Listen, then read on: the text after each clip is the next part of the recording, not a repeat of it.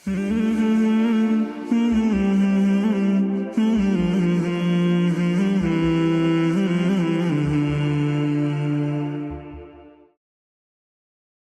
لله رب العالمين والصلاة والسلام على نبينا محمد وعلى آله وصحبه أجمعين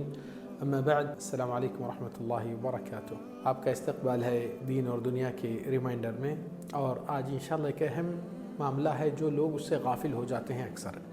وہ کیا ہے کہ اللہ سبحانہ و تعالی کچھ خصوصی اوقات مومنین کے لیے غنیمت کا موقع رکھا ہے، اور کچھ خصوصی اوقات ہے جس میں دعا کی قبولیت کی بہت زیادہ فضیلت ہوتی ہے، جیسا کہ نبی صلی اللہ علیہ وسلم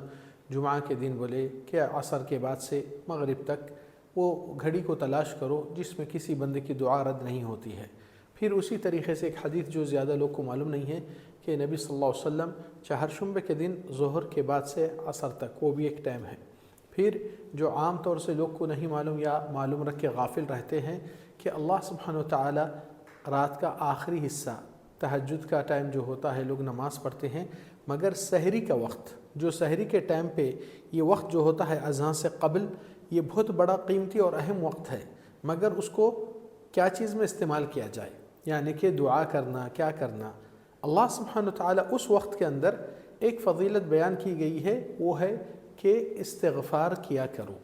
کیوں؟ اللہ تعالیٰ جنت والوں کی تعریف اور ان کا ذکر کرنے کے بعد كانوا قلیلا من اللیل ما یہجعون، اللہ تعالیٰ ایمان والوں کی تعریف فرمائے اور کہے کہ یہ لوگ دنیا میں اپنی نیند سے زیادہ لگاؤ نہیں رکھتے تھے یہ وقت میں۔ وبالاسحار، اسحار جمع سحر، سحری کا پلورل ہے۔ وبالاسحار هم یستغفرون، وہ استغفار کیا کرتے ہیں سحر کے وقت میں۔ تو عبداللہ بن عمر رضی اللہ عنہ ان کی عادت تھی کہ جیسا بھی رات کی نماز پڑھ لیتے، قرآن پڑھ لیتے، جیسا یہ وقت داخل ہوتا اپنے قرآن بن کے نماز بھی چھوڑ کر استغفار میں بیٹھ جاتے تھے، اللہ سے استغفار اور معافی طلب کرنا۔ یہ وقت خاص استغفار کا ہے۔ لوگ سحری کے لیے کھانے کے لیے اٹھتے ہیں اور وہی وقت ہے استغفار کرتے ہوئے اپنی زبان پر لے کے چلتے رہو۔ اللہ سبحانہ وتعالی فرمائے قرآن مجید میں دوسری آیت میں والمستغفرین بالاسحار، اور جو سحر کے وقت استغفار اللہ سے کیا کرتے ہیں۔ تو یہ عبادت کے لیے آپ بزی ہے اپنے کھانے پینے اور مختلف کاموں کے لیے، مگر زبان استغفار توبہ سے تو چل سکتی ہے نا، جس میں سید الاستغفار زیادہ اہم والی دعا ہے، جس میں نبی صلی اللہ علیہ وسلم فرمائے جو کوئی بندہ یا بندی صبح میں پڑھ لیتے ہیں تو اس کے لیے صرف جنت میں داخل ہونے کے لیے اس کی موت کی دیری ہے، یعنی کہ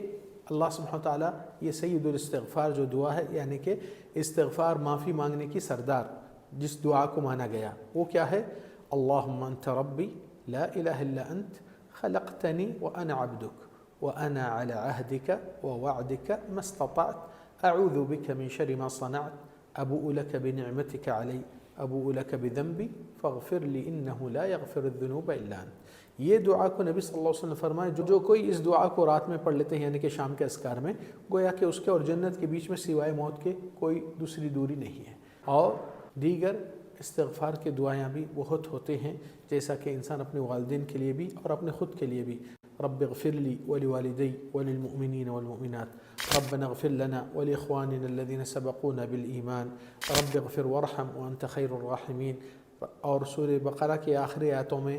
جس میں اللہ تعالیٰ فرماتے ہیں ربنا لا تؤاخذنا ان نسینا واخطأنا ربنا ولا تحمل علينا اصرا كما حملته على الذين من قبلنا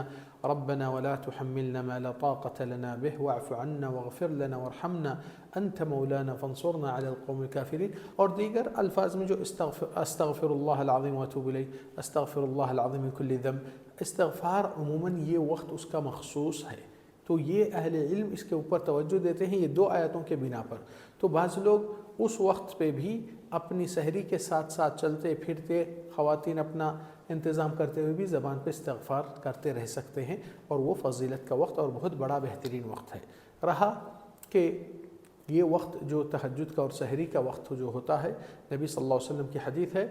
اذا كان الثلث الأخير من الليل ينزل ربنا إلى السماء الدنيا فينادي هل من مستغفر فأغفر له هل من سائل فأعطيه هل من تائب فأتوب عليه أو كما قال عليه الصلاة والسلام، کہ نبی صلی اللہ علیہ وسلم کی حدیث میں آیا ہے کہ اللہ رب العزت رات کا جب آخری تہی حصہ، تیسرا 1/3 جو رہتا ہے، اس وقت اللہ تعالیٰ تشریف فرما ہوتے ہیں پہلی آسمان پر اور منادی لگاتے ہیں، پکار لگاتے ہیں کہ کوئی معافی مانگنے والا میں اس کو معاف کر دوں، مغفرت کر دوں، کوئی توبہ کرنے کے لیے پیش کر رہا ہے اپنا توبہ، میں اس کی توبہ قبول کر دوں، کوئی ضرورت مند ہے اس کی ضرورت میں پوری کروں، دینے والا پروردگار تیار ہے۔ مگر افسوس کہ دنیا والے سوتے رہتے ہیں اس وقت جو پریشان حال، اور ان کی ضرورتیں بہت ختم نہیں ہونے والے ہیں۔ بہرحال کہنے کا مقصد یہاں پر کہ یہ نبی صلی اللہ علیہ وسلم حدیث میں فرمائے وَذَلِكَ فِي كُلِّ لَيْلَةٍ، اور یہ اللہ سبحانہ تعالیٰ کا نزول اور منادی لگانا یہ صرف رمضان کے حد تک نہیں بلکہ ہر رات روزانہ ہوتا ہے۔ تو آپ کے لیے اور ہمارے لیے کتنی دیر ہے؟ صرف نیند کی چھوٹی سی قربانی دے کر اللہ کے سامنے اپنی حاجت مانگو، استغفار کرو، کیونکہ انسان پر اگر رکاوٹ ہوتی ہے، خیر و برکت گھر میں نہیں ہوتی ہے، پریشانیاں، قرضے، ٹینشن، رکاوٹیں، بہت سے لوگ پریشان ہوتے ہیں کچھ نہ کچھ معاملے کو لے کر۔ تو یہاں پر جب سولوشن دیا گیا ہے کہ گناہوں کی وجہ سے اپنی رکاوٹیں اور اپنی سزا آتی ہے، اور نبی صلی اللہ علیہ وسلم جیسے فرمائے وَإِنَّ الرَّجُلَ لَيُحْرَمُ الرِّزْقَ بِالذَّنبِ يُصِيبُهُ، اور کوئی بندہ اس کا رزق آتے رہتا ہے اس کو، مگر اس کے گناہ آ کے اس کو ٹرانسفر کر دیتے ہیں، ڈیوائیڈ ہو جاتا ہے، ان کے طرف ان کے طرف چلا جاتا ہے، وہ محروم رہتا ہے۔ اس لیے اللہ تعالیٰ قرآن مجید میں بھی فرمائے ما اصاب من مصیبت فبما کسبت ایدیکم ویعفو عن کثیر، کوئی مصیبت پریشانی آپ تک نہیں پہنچتی ہے مگر وہ تمہاری کرنی کی وجہ سے ہے، اور بہت سے کرنیوں کو اللہ خود سے نظر انداز کر دیتا ہے۔ تو اگر آپ کے رکاوٹیں ہٹانا ہے تو استغفار توبہ، روزی روٹی رزق میں برکت ہونا ہے استغفار توبہ۔ تو کہنے کا مقصد اتنی بڑی نعمت کی چیز اور اتنی بڑی کامیابی کی چیز اور اتنا بڑا قیمتی وقت، اس کو ضائع مت کیجیے، اپنا معمول بنائیے، آپ ہی کا بھلا دنیا اور آخرت کا ہونے والا ہے۔ اللہ سبحانہ تعالیٰ سے دعا ہے کہنے سے زیادہ کرنے کی توفیق عطا فرما، اور اللہ تعالیٰ ہم کو مستغفرین بندوں میں شامل کر دے، اور اللہ ہمارے گناہ درگزر کر کے معاف فرما دے۔ وصلی اللہ وسلم علی نبینا محمد وعلی آلہ وصحبہ اجمعین۔ السلام علیکم ورحمۃ اللہ وبرکاتہ۔